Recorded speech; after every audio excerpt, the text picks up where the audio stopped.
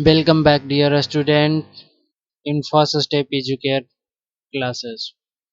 तो मैं फिर से आ गया हूँ आपके साथ। आज मैं लेकर आया हूँ क्लास 6 का चैप्टर 2 कंपोनेंट ऑफ फूड। तो कंपोनेंट ऑफ फूड के बारे में बात करते हैं। तो कंपोनेंट ऑफ फूड, इसके पहले भी मैंने बात किया था कि कंपोनेंट होते हैं फूड का। तो कंपोनेंट से क्या मतलब पता चलता है कि लगता है कि उसके कुछ पार्ट्स होंगे, उसके कुछ रिलेटेड होंगे, उससे कुछ रिलेटेड होंगे। जी हाँ, वैसा ही कुछ है। तो कंपोनेंट्स का मतलब होता है उससे एसोसिएट कुछ चीजें। जैसे अगर हम बात करें कि जो भी चीजें हम खाते हैं, जैसे दाल चावल रोटी जो भी हम खाते हैं, तो उससे हमें क्या मिलता है? सोचिए, क्या मिलता है? तो हमें एनर्जी मिलती है, ताकत मिलता है, हमारे बॉडी को मसल्स तैयार होते हैं। तो ये सारी चीजें होता है। तो क्या सिर्फ खाना में क्या हो सकता है? खाना में कोई एक चीज होता है? सोचिए, अगर एक चीज होता तो सिर्फ ताकत मिलता, बॉडी नहीं बनता। तो यहाँ से हमें समझ में आ रहा है कि किसी भी फूड में अलग अलग चीज होता है, अलग अलग तरह की कोई चीज होती है जो कि हमें ताकत भी देता है और हमारे बॉडी बिल्डिंग भी करती है। और साथ ही साथ अगर हमें कहीं पे कुछ टिश्यूज, मैंने पहले बताया था, अभी नहीं जानते तो कोई बात नहीं।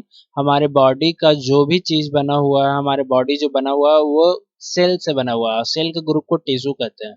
तो वही मैं बोल रहा हूँ कि अगर बॉडी में कहीं पे कट छट जाता है तो वो भी सही हो जाता है, खाना खाते खाते ही। और कुछ दवा भी लेते हैं तो इससे सही हो जाता है। तो बात करते हैं कि क्या खाना में सिर्फ एनर्जी होता है? तो नहीं। चलिए खाना के कंपोनेंट्स के बारे में जानते हैं। तो खाने के कंपोनेंट्स के बारे में अगर बात करें आप, तो खाने के कंपोनेंट बहुत सारे होते हैं। जैसे कि हम यहाँ पे मैंने कुछ अंडरलाइन किया है, इसके पहले वाले बुक सॉरी चैप्टर में मैंने बताया था कि जो भी फूड बनता है ना उसमें इंग्रेडिएंट लगता है। अब इंग्रेडिएंट क्या होता है?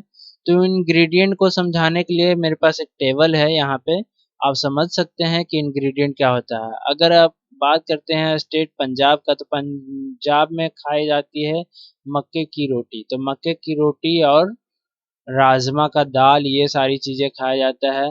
तो यहाँ पे जैसे राजमा का दाल बनाने के लिए जो जो चीजें चाहिए होगी, जैसे कि साल्ट चाहिए, तो ये सारी चीजें, तो साल्ट होता है, हल्दी होता है। तो इस तरीके के चीजों को क्या कहते हैं? इंग्रेडिएंट, जो कि मैंने पिछले क्लास में बताया है। आप चाहे तो डिस्क्रिप्शन जाकर इसको देख सकते हैं चैनल पे, क्लास 6 का पहला वीडियो चैप्टर 1 का। वहां पे आपको पता चल जाएगा इंग्रेडिएंट के बारे में। आगे हम बात करते हैं इंग्रेडिएंट। अब यहाँ पे जैसे क्या लिखा है, this these ingredient contain some component that are needed by our body। of course जो हमारा फूड होता है उसमें कुछ इंग्रेडिएंट होते हैं, ठीक है, यानी कंपोनेंट होते हैं। वो क्या होता है, हमारे बॉडी के लिए बहुत ही ज्यादा जरूरी होता है। यानी क्या होता है, हमारे बॉडी के लिए क्या होता है, नीडेड होता है। और ये सारी चीजें जो नीडेड होता है, यानी जो सबसे ज्यादा जरूरत होता है, वो क्या होता है, न्यूट्रिएंट होता है। क्या होता है? न्यूट्रिएंट होता है। अब न्यूट्रिएंट में बात करते हैं कि न्यूट्रिएंट कितने हैं। तो न्यूट्रिएंट तो मेनली 5 है। क्या है? न्यूट्रिएंट मेनली 5 है, जिसको मैंने हाईलाइट करके रखा है। न्यूट्रिएंट जो मेनली क्या है, 5 है, जो कि आपका है carbohydrate, protein, fats, vitamin and minerals. But दो और चीजें हैं जिसके बारे में यहाँ पे आगे थोड़ा जिक्र किया गया है। यहाँ पे है, वो है फाइबर्स एंड वाटर। इसका भी उतना ही इम्पोर्टेंट है हमारे बॉडी में जितना कि ये सारी चीजों का। तो इसके बारे में भी बात करेंगे। लेकिन सबसे पहले जान लेते हैं कार्बोहाइड्रेट, प्रोटीन, फैट, विटामिन और मिनरल्स।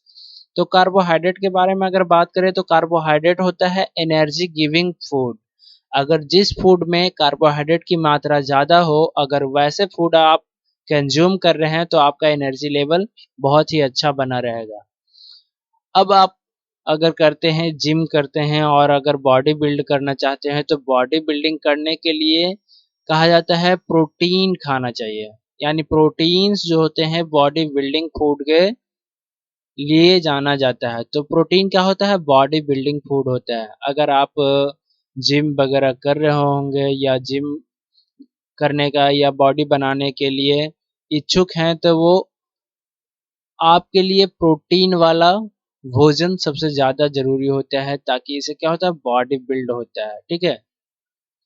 अब प्रोटीन किस-किस चीज़ में पाया जाता है, तो सबसे ज़्यादा अगर मैं बात करूँ तो प्रोटीन जो पाया जाता है वो दाल में पाया जाता है, ठीक है? आगे है फैट्स। फैट्स क्या? मोटा? नहीं। फैट्स का मतलब है यहाँ पे होता है वसा, चर्बी, ठीक है? अब ये सारी चीज़ें, अब चर्बी का मतलब कुछ और मत समझ लीजिएगा। चर्बी का मतलब होता है एक तरह का वसा, जो कि वसा हम लोग कंज्यूम करते हैं, जैसे घी क्या है? फैट्स है। घी जो खाते हैं वो क्या है? फैट्स है, ठीक है? तो फैट्स क्या होता है? एक्स्ट्रा एनर्जी के लिए यूज किया जाता है। जब हम बहुत ज़्यादा हार्ड वर्क करते हैं तो उस समय आप घी वगैरह का सेवन करेंगे तो आपका एनर्जी लेवल को मेंटेन रखेगा। अब आगे बात करते हैं विटामिन्स। विटामिन्स क्या करता है? हमें इम्यूनिटी पावर बढ़ाता है। अब इम्यूनिटी पावर क्या होता है? तो इम्यूनिटी पावर होता है डिजीज से लड़ने की पावर को क्या कहते हैं? इम्यूनिटी पावर कहते हैं, ठीक है? मिनरल्स भी हेल्प करता है आपको इम्यून सिस्टम को बनाए रखने में, डिजीज से लड़ने के लिए आपको हेल्प करता है, ठीक है? आगे और भी बात कर रहेंगे हम लोग डाइटरी फाइबर एंड वाटर के बारे में। तो डाइटरी फाइबर, फाइबर क्या काम करता है? तो जब कभी भी आप बात करें तो फूड खाते हैं, बहुत ज़्यादा कह सकते हैं कि जैसे पूरी वगैरह खाते हैं, ठीक है? पूरी जैसे मैदे की पूरी, ठीक है? तो बहुत ज़्यादा पतला या कह सकते हैं बिस्किट वगैरह खाते हैं, तो ये सारी चीज़ें जो क्या होता है, कभी-कभी ऐसा होता है ना कि डाइजेशन नहीं हो पाता है सही से, डाइजेशन नहीं हो पाता है तो उस समय आपको खाना चाहिए फाइबर फ्रूट्स।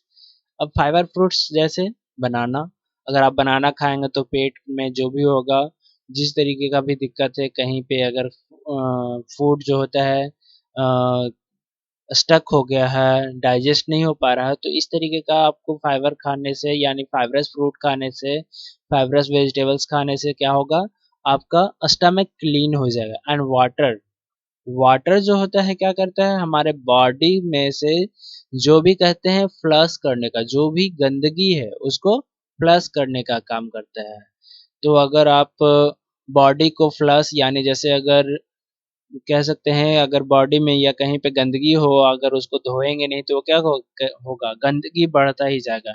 ठीक वैसे ही हमारे बॉडी में क्या होता है, अगर हमारा जो इम्यून सिस्टम होता है, ठीक है, उसको सही रखने के लिए, हमें हेल्दी रहने के लिए क्या करना होता है? रेगुलरली वाटर जो प्रॉपर बोलते हैं कि 4 से 5 लीटर अगर आप 21 साल से ऊपर हैं तो, और अगर उससे नीचे हैं तो 3 से 4 लीटर आप यूज कर सकते हैं। तो आज की क्लास में मैं यहीं रहने देता हूँ, फिर मैं अगले क्लास में मिलूंगा एक नए टॉपिक के साथ। तब तक के लिए धन्यवाद।